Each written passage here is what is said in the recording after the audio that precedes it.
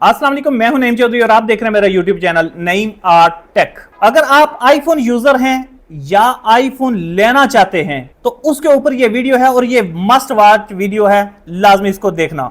इस वीडियो के अंदर मैं आपको बताऊंगा जी कि अगर आप नया आईफोन लेने लगे हैं तो भी आपके साथ दो नंबरी हो सकती है और वो कैसे चेक कर सकते हैं वो तरीका इसके अंदर बताऊंगा।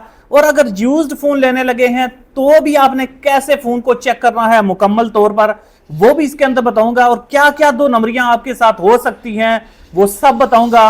और अगर आप कैमरे के लिए आईफोन लेना चाहते हैं तो फिर कौन सा मॉडल आपको लेना चाहिए, कौन से मॉडल आपके लिए बेहतर हैं वो भी बताऊंगा। और अगर गेमिंग के लिए लेना चाहते हैं तो वो भी आपको बताऊंगा कि कौन से आईफोन्स गेमिंग के लिए बेहतर हैं, ये भी मुकम्मल मालूमात आपको दूंगा। और अगर यूज्ड फोन लेने लगे हैं तो कैसे आपने शॉपकीपर से बात करनी है और क्या कुछ उससे कमिटमेंट करनी है वो भी इस वीडियो के अंदर आपको सिखाऊंगा। चलो जी वीडियो शुरू करते हैं जी। अच्छा जी, सबसे पहले अगर आप न्यू आईफोन लेने लगे हैं तो याद रखिएगा आजकल ये डब्बे बनाना और इसके ऊपर जो ये पैकिंग जो बनती है ये बनाना कोई मुश्किल काम नहीं है, ये इजीली बन जाते हैं। तो ये याद रखिएगा, कोई भी अगर आपको डब्बा पैक फोन देता है तो इसका मतलब ये नहीं है कि वो डब्बा पैक है।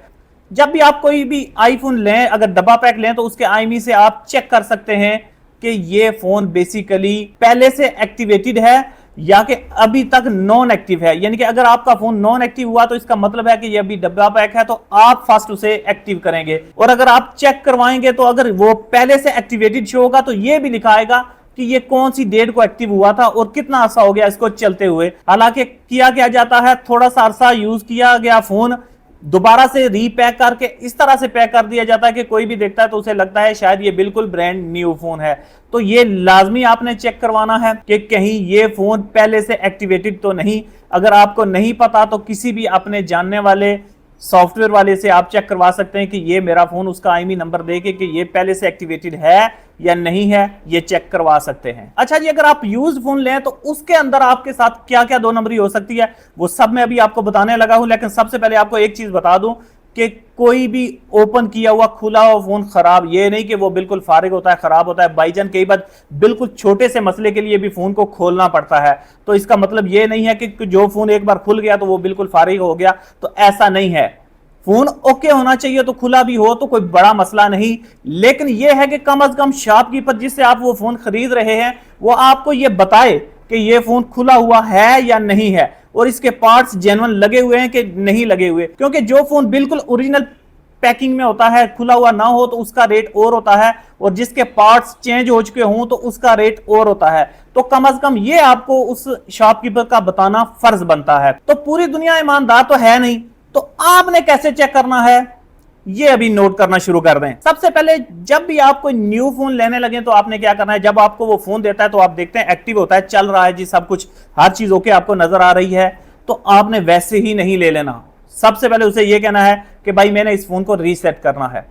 अगर वो कहता है कि ये फोन बाईपास नहीं है, किसी किस्म का इसको लॉक नहीं है, तो आपने क्या करना है, उस फोन को रीसेट करना है। वहीं पे खड़े होकर फोन रीसेट होगा, दोबारा से एक्टिव करें। क्योंकि कई बार होता है कि वो फोन बाईपास शुदा होता है, यानी कि उस फोन को बाईपास किया हुआ होता है, तो सामने तो कोई आईडी वगैरह शो नहीं हो रही होती, लेकिन जब बाईपास उसका खत्म होता है, रीसेट आप करते हैं, तो उसके बाद दोबारा से वो एक्टिव नहीं होता। तो बाईपास हो सकता है, इसलिए रीसेट करेंगे तो वो पता चल जाएगा।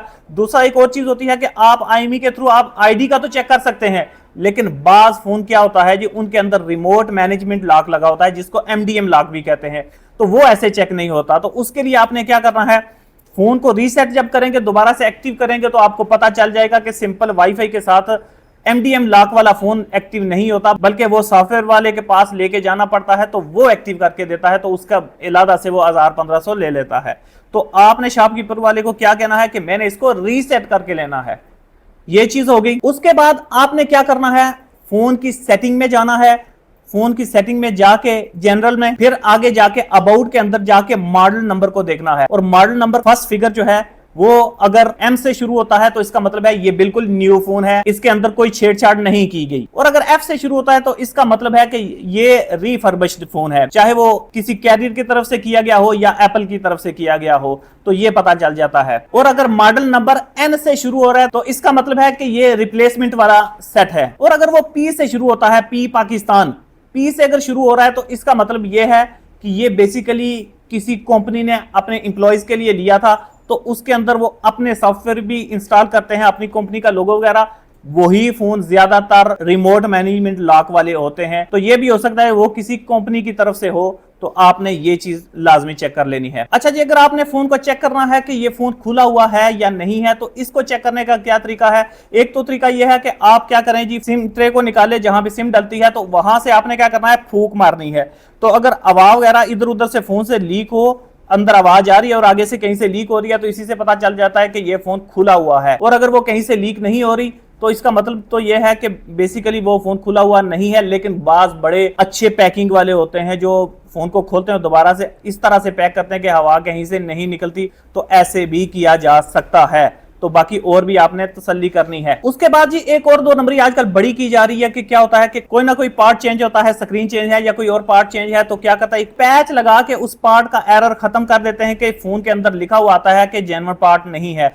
तो एक पैच लगा दी जाती है, तो जब तक फोन को दोबारा से सॉफ्टवेयर ना किया जाए तो वो वहां पे एरर नहीं देता और बंदे को लगता है कि ये सब कुछ इसके अंदर जेन्युइन है। अच्छा जी, एक और 2 नंबरी की जाती है बैटरी की हेल्थ के हवाले से कि हेल्थ कितनी है। अक्सर होता है कि आपको नजर आएगी कितनी है, 99 है, 98 है, तो बेसिकली वो होती 98 99 नहीं, लेकिन 70 से 80 के दरमियान में होगी। तो क्या करेंगे, उसको वैसे ही एक पैच लगा के उसके इस तरह से बना देते हैं। अच्छा, उसका क्या तरीका है चेक करने का? आपने क्या करना है, पहले हेल्थ को फोन के अंदर चेक करना है कि कितनी शो हो रही है। अगर मिसाल के तौर के ऊपर 95 शो हो रही है, आपने क्या करना है, कंप्यूटर के ऊपर 3G टूल पे लगवा कर चेक करना है वहां पे क्या शो हो रही है। वहां पे क्या शो हो रही है जी, 96 या 94। तो इसका मतलब है कि ये पैच हुई हुई है, क्योंकि कभी भी जो पैच हुई होती है वो पीसी के ऊपर 3U टूल पे और फोन के अंदर दोनों सेम नहीं होती, कुछ ना कुछ फर्क जरूर नजर आता है। तो आपने क्या करना है, बेहतर तो यही है कि जब फोन लें तो उसको पूरा एक बार सॉफ्टवेयर करवाएं, पूरा फ्लैश करवाएं, वर्जन दूसरा लगवाएं, उसके बाद चेक कर लें। अच्छा जी, एक और चीज, आपने शॉपकीपर के साथ आपने कैसे करनी है डील। आपने शॉपकीपर से बात जब करनी है, वो कहता है आपको कि सोफे से जेन्युइन है या खुला हुआ है, जो भी है, तो आपने क्या कहना है कि भाई मुझे टाइम दे, कम से कम 1 दिन या 3 दिन लें। 1 दिन अगर देता है तो उसे कहेंगे 1 दिन मुझे दो, मैंने 24 घंटे चेक करना है, अगर कोई फॉल्ट निकला तो मैंने तुम्हें वापस करना है, कोई पैसे एक्स्ट्रा तुम्हें नहीं दूंगा, मैंने वापस करना है। तो उससे डील करें। अगर वो ये डील ना करे तो आप उससे फोन ना लें। अगर वो 24 घंटे आपको देता है तो ठीक हो गया।